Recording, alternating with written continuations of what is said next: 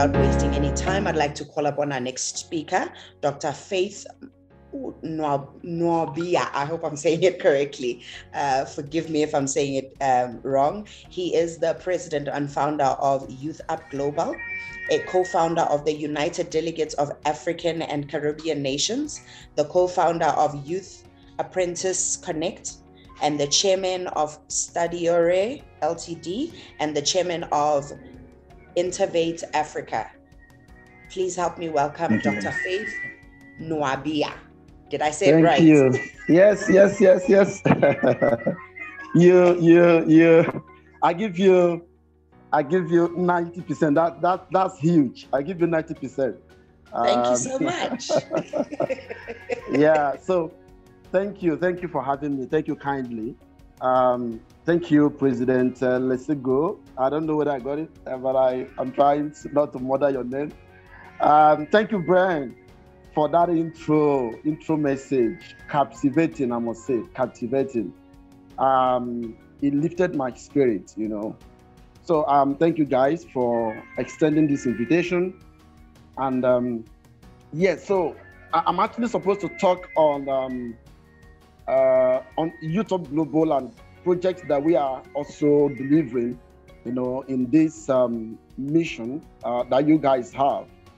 The transformation in leadership generally, and the place that young people must have to, the part that young people must play, you know, in ensuring that we get it right, you know. So for us in YouthUp Global, it's a program that is geared towards connecting young people, youth, and organizations for social impact programs.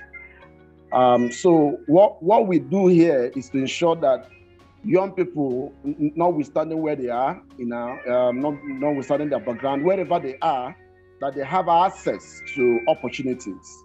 So we believe in working together, you know, with various organizations, and then to ensure that our programs that has to do with empowerment, development, engagement, you know, and inclusiveness of young people, you know, into governance, into decision making, and all that would be achieved. We are so keen about making sure that young people are engaged, young people are empowered, and that young people get to acting, because it's as if young people have been put on mute button for too long a time. So it is time to unmute young people and get them start rolling and get them delivering values and delivering results.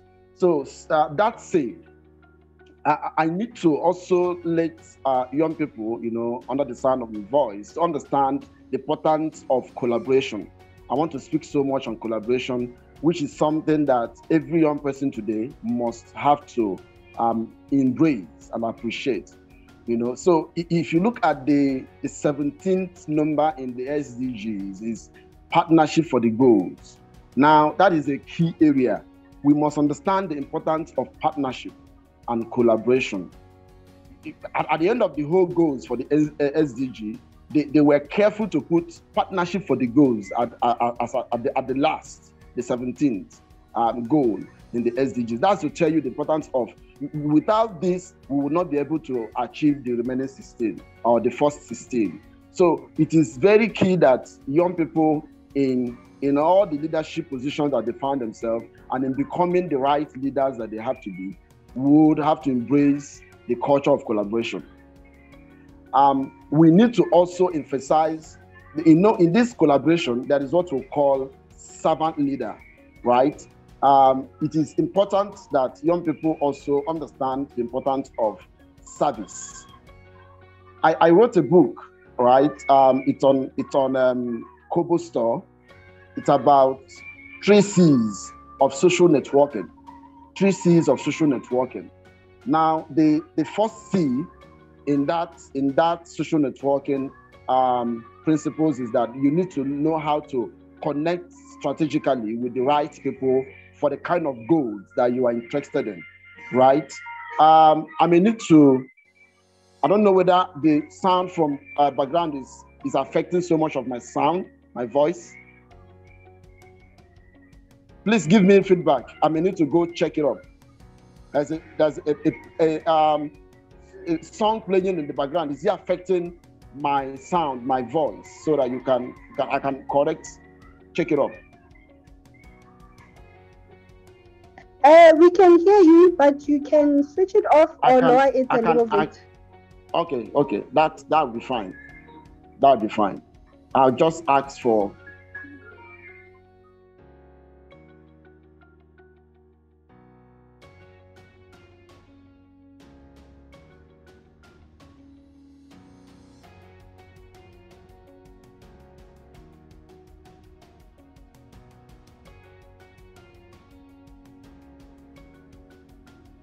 Okay, so I'm very sorry about that. So, like I was saying, it's essential that young people understand the importance of collaboration. And then in discussing collaboration, I did mention that there are 3 C's that I mentioned in a book that I put up that talks about social networking. And it's all about learning how to connect strategically. Young people must also learn the first thing that you need to do in building building partnership is that you need to know how to connect strategically, know the right people that you need for the programs and the projects that you are in for, that you want to embark on. And you also need to learn how to, the first C is the know how to connect. The second C is contribute.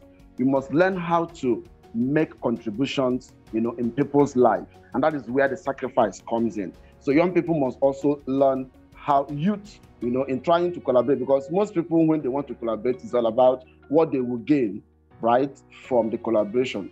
How they would gain from, so if somebody is trying to reach out to you, it's all thinking about their gains, what they will gain, what they will achieve from knowing you, from collaborating with you. So don't go with that kind of mentality.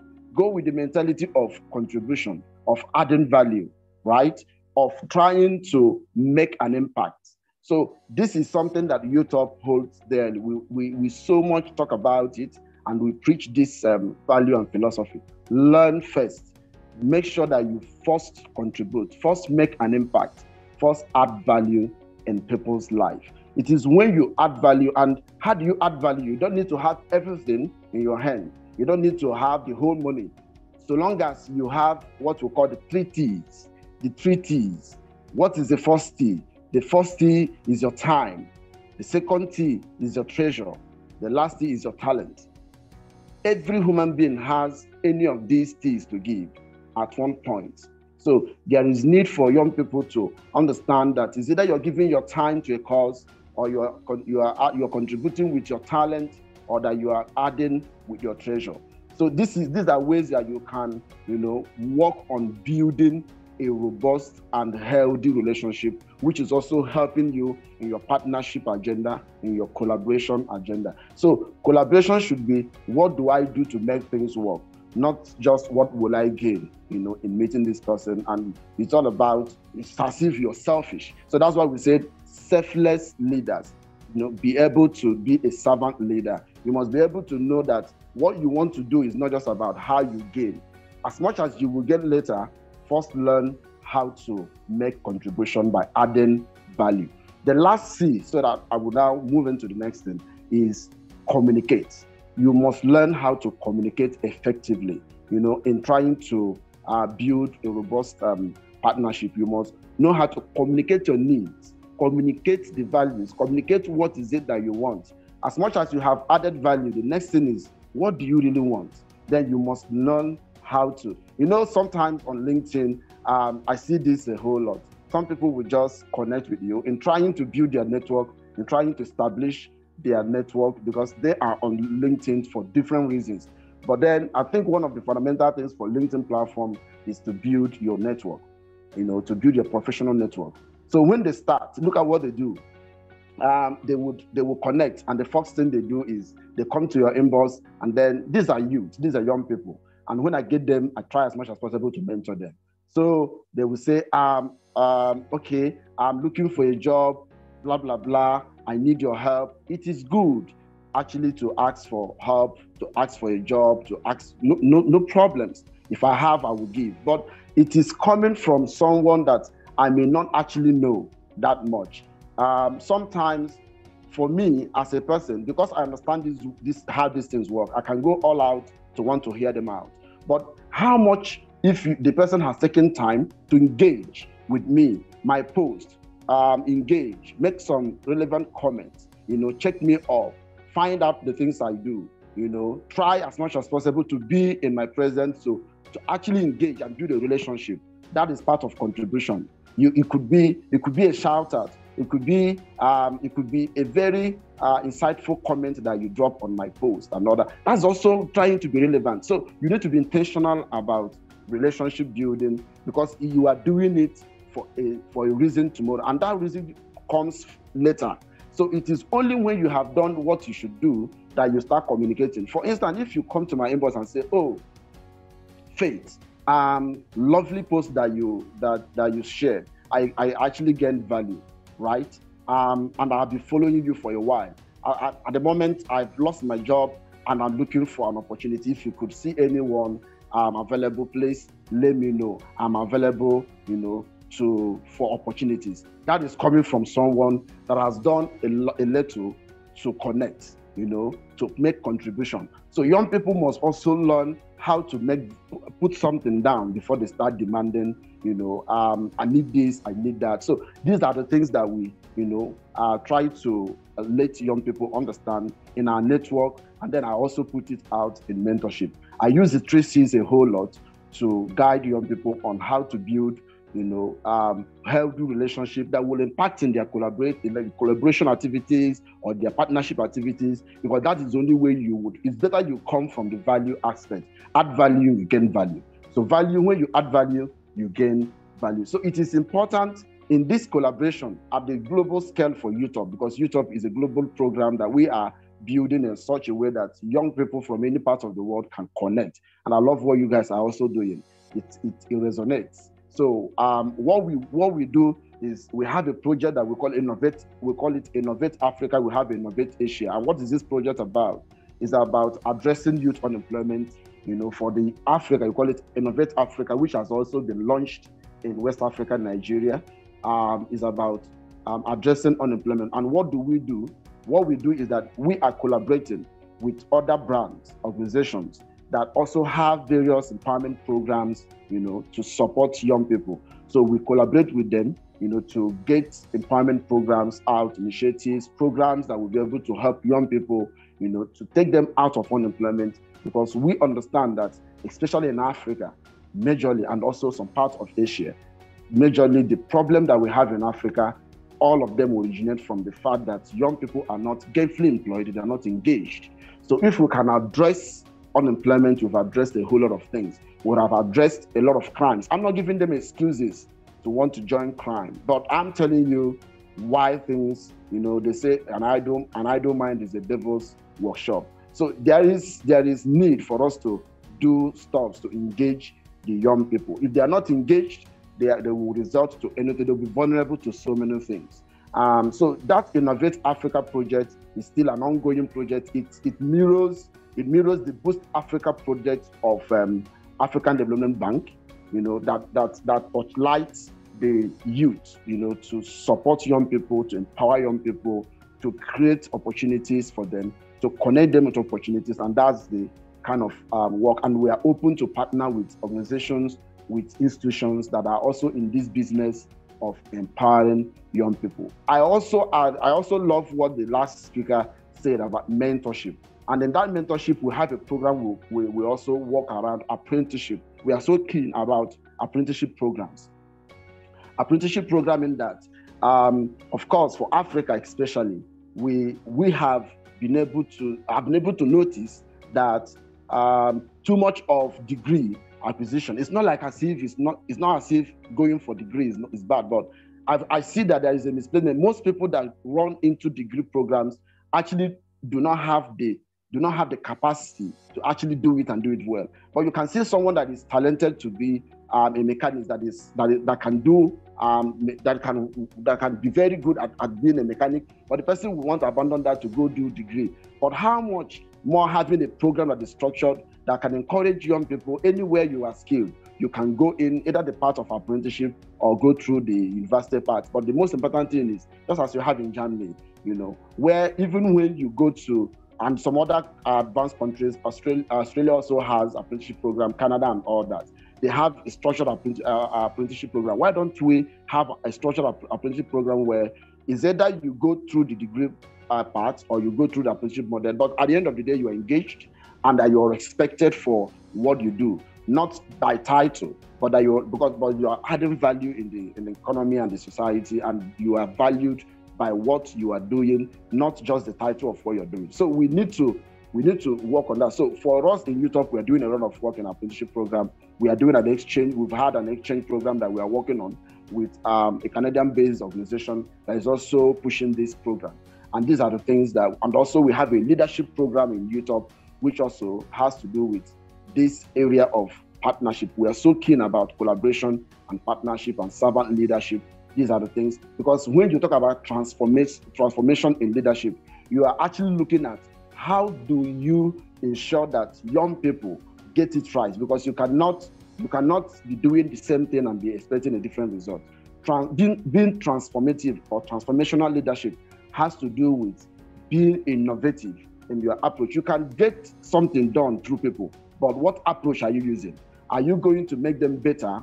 When you are a leader, at the end of the day, you need to make them better, than you made them as a leader. Remember the Abraham Maslow's theory of the hierarchy of needs. If you look at the hierarchy of needs, where normal leadership approach ends is basically at the security or so. When you have security and maybe love, it ends there. But down to where you have esteem, your self-esteem and self-actualization, nobody gets there. That's what transformational leadership does. It takes you, a leader that is transformative will take you to achieve your full potential. They're not scared of you. They're not insecure.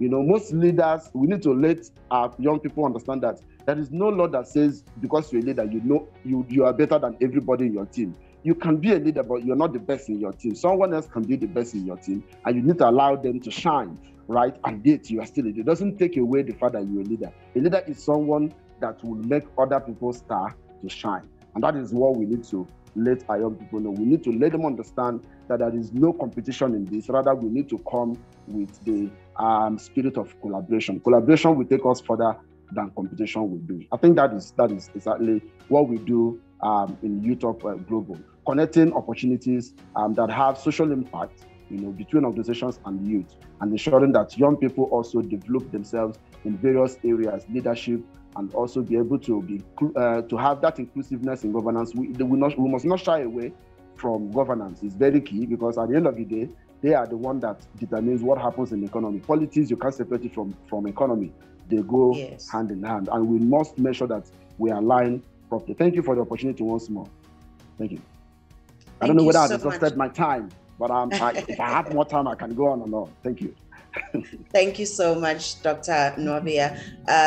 We will definitely try and see if we can't make more time. I think this is information that is definitely needed, and we do need to have ample time to explore all the topics. I mean, you've touched on a lot, and I think one that speaks to us as young people is being able to communicate effectively and clearly.